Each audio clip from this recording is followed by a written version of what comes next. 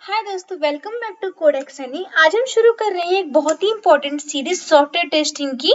इस सीरीज में हम पूरे सॉफ्टवेयर के टेस्टिंग के सारे टॉपिक पढ़ेंगे और हमारी पूरी प्लेलिस्ट होगी ओके सॉफ्टवेयर टेस्टिंग की। तो और इस फर्स्ट वीडियो में हम कवर करेंगे आज व्हाट इज सॉफ्टवेयर टेस्टिंग, क्यों जरूरी होती है सॉफ्टवेयर टेस्टिंग, इसके इंपॉर्टेंस, नीड और एप्लीकेशन और बहुत कुछ। ठीक है, ये पूरा लेक्चर बिगिनर फ्रेंडली होगा, सिंपल हिंदी में एंड पीडीएफ के हेल्प से स्टेप बाय स्टेप तो मैं आपको समझाऊंगी। तो बिना टाइम वेस्ट किए चलिए स्टार्ट करते हैं। ठीक है, सबसे पहले हम बात करते हैं कि व्हाट इज सॉफ्टवेयर टेस्टिंग। तो सॉफ्टवेयर टेस्टिंग क्या होता है? तो software testing is a process where we validate that the product develop is as per the requirement of client. मतलब जब एक सॉफ्टवेयर बन जाता है, जैसे मोबाइल ऐप हो गए, वेबसाइट हो गए, तो उसको क्लाइंट जिस तरीके से चाहता है क्या सॉफ्टवेयर वैसे ही बिहेव कर रहा है, ये चेकिंग ही सॉफ्टवेयर टेस्टिंग होता है। राइट, सॉफ्टवेयर टेस्टिंग इंश्योर करता है कि सॉफ्टवेयर डिटेक्ट फ्री हो, सेफ हो, सिक्योर हो, फास्ट हो, हर सिचुएशन में प्रॉपर्ली काम करे।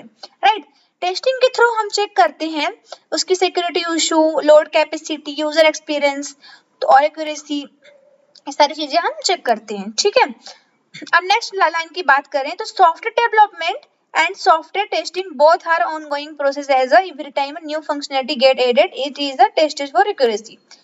ओके, जैसे कि मतलब सॉफ्टवेयर बनाने के बाद टेस्टिंग रुकती नहीं। राइट, हर न्यू अपडेट के बाद ही टेस्टिंग फिर से होती है। ये इसकी डायग्राम दी गई है, देख सकते हो आप सॉफ्टवेयर टेस्टिंग की। अब चलते हैं हम नेक्स्ट पॉइंट पर, सॉफ्टवेयर टेस्टिंग का इंपॉर्टेंस। तो पहला इंपॉर्टेंस क्या दिया गया है, आप देख रहे हो, defect can be identified early. इसका मतलब होता है कि टेस्टिंग का सबसे बड़ा फायदा ये है कि बग जल्दी पकड़ में आ जाती हैं। अगर एक बग डेवलपमेंट के स्टार्टिंग में मिल जाए तो फिक्स करना बहुत आसान होता है। ठीक है, बाद में मिले तो कॉस्ट और टाइम दोनों ज्यादा लगते हैं, इसलिए पहले जो मिल जाए वही अच्छा होता है। नेक्स्ट हम बात करते हैं सेकंड इंपॉर्टेंट की, improve quality of software. Improve quality of software मतलब टेस्टिंग से सॉफ्टवेयर की क्वालिटी इंप्रूव होती है। जैसे कि यहाँ पे लिखा है कि testing uncover the defect in the software. जैसे कि मतलब जितनी टेस्टिंग उतनी ही अच्छी क्वालिटी, मतलब फिक्सिंग क्या होती है, इंप्रूव क्वालिटी होती है। ठीक है, इंक्रीज कस्टमर सेटिस्फेक्शन की हम बात करें तो अगर आप स्मूथ चले, मतलब फास्ट हो, क्रैश ना हो, सिक्योर हो, तो यूजर क्या होते हैं, खुश रहते हैं और इसकी वजह से भी आपका जो कस्टमर सेटिस्फेक्शन क्या रहता है वो अच्छा रहता है और बिजनेस में ग्रोथ होती है, सक्सेस होती है। इसलिए ये सब चीजें होनी चाहिए हमारे इसमें। अब हेल्प विद स्केलेबिलिटी की बात करें तो नॉन फंक्शनल टेस्टिंग से पता चलता है कि सॉफ्टवेयर कितना लोड हैंडल कर पाएगा। ओके, जैसे एग्जांपल मैं आपको बताऊं, पेमेंट गेटवे में 200 ट्रांजैक्शन एक साथ ले पा रहा है। ठीक है, ये ले पा रहा है या नहीं, तो ये सारे किससे पता होता है, टेस्टिंग से ही हमें साफ साफ पता होता है कि कैसे हो रहा है। अब हम बात करते हैं सेव्स टाइम एंड मनी की। तो लॉन्च के बाद बग फिक्स करना कॉस्टली होता है। राइट, इसलिए टेस्टिंग रेगुलर इंटरवल में करना बहुत जरूरी होता है। यानी टेस्टिंग मतलब क्या ही होता है, इन्वेस्टमेंट और नॉट एक्सपेंस। ठीक है, अब बात करते हैं हम सॉफ्टवेयर टेस्टिंग की नीड की। ओके, यानी टेस्टिंग ना हो तो क्या प्रॉब्लम होती है, तो मैं आपको सब एग्जांपल के हिसाब से समझाऊंगी। यहाँ सारे एग्जांपल दिए गए हैं। तो पहला एग्जांपल क्या दिया है हमारा, 1985 में क्या हुआ था। मतलब ना मैं आपको बताती हूँ, एक मेडिकल मशीन थी जो कैंसर पेशेंट को रेडिएशन देती थी। राइट, सॉफ्टवेयर बग की वजह से एक्स रेडिएशन दिया गया और 3 लोगों की मतलब डेथ हो गई थी और 3 लोग इंजर्ड हो गए थे। यहाँ मतलब सिर्फ एक बग ने क्या ले ली थी, जान ले ली थी लोगों की। ये कहाँ हुआ था, कनाडा में हुआ था। ठीक है, नेक्स्ट एग्जांपल की बात करें 1994 की, वो चाइना में हुआ था, एयरलाइन क्रैश हुआ था।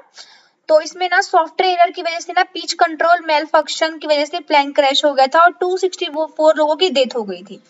नेक्स्ट एग्जांपल की बात करते हैं 1996 में, ये मतलब बैंक एरर की वजह से हुआ था। मतलब यूएस बैंक में ना कस्टमर के अकाउंट में गलती से $920 मिलियन क्रेडिट हो गए थे। ओके, और नेक्स्ट बात करते हैं हम इसकी 1999 में।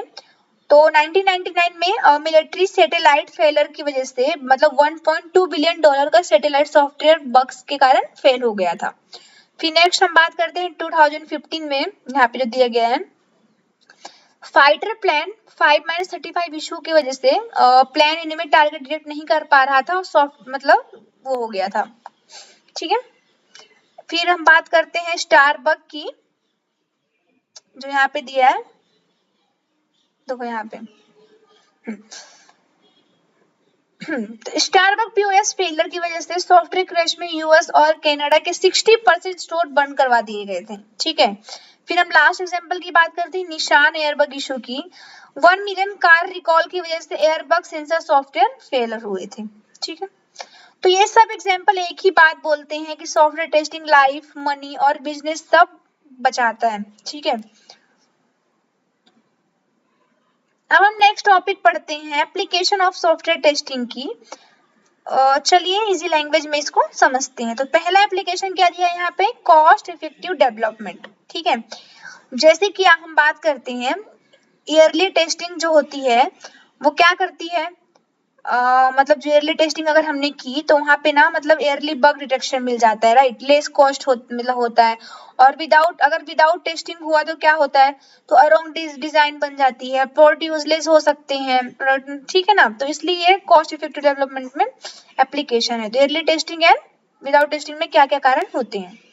अब हम बात करते हैं प्रोडक्ट इम्प्रूवमेंट की।